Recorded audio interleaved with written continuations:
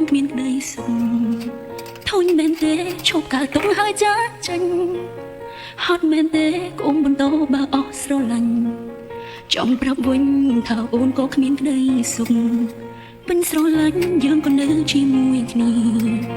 អស់ស្រឡាញ់គឺបែកគ្នាទៅកុំទុកពេលស្រឡាញ់នឹងរត់ញ៉ៃចង់ឃើញតែមុខពេលជួបមុខបងតែថាមិនចង់គ្នាជាក្តីសុខផងពេលដែលបងគ្មានអូនអាចដកខ្លួនកុំឲ្យមានសំពីការចាក់ចេញមួយនេះថ្ងៃក្រោយជួបឬឡើងជួបទីស្រាយលើប្រងលេខខានថែខ្លួនឲ្យល្អថែខ្លួនឲ្យល្អថែខ្លួនឲ្យល្អជាក្តីសុខអស់ហើយ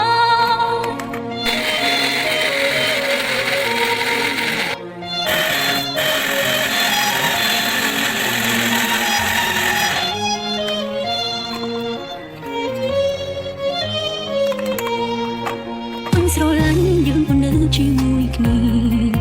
អស់ស្រឡាញ់គឺបែកគ្នាទៅគុំទុំពេលស្រឡាញ់នឹងរត់ញ៉ៃចង់ឃើញតែមុខពេលជួបមុខបងតែថាមិនចង់ឃ្លៀជាក្តីសុខផងពេលដែលបងមានអូនអាចដកខ្លួនកុំឲ្យមានសោកពីការចាក់ចេញមួយថ្ងៃក្រោយជួបឬលែងជួបទីស្រាយឡាប់រងលីខា